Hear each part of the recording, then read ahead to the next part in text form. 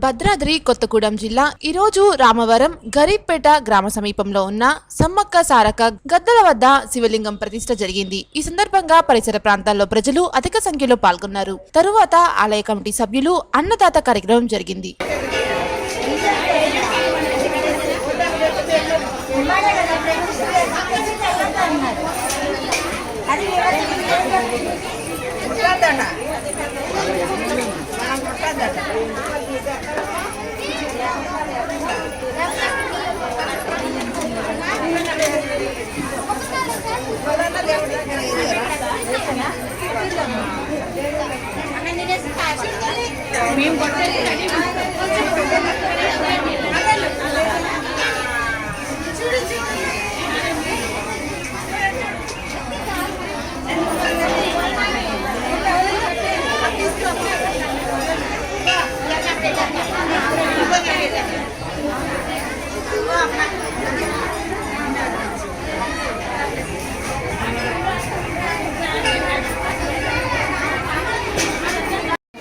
శ్రీమాత్రే నమః, శ్రీ గురుభ్యో నమః.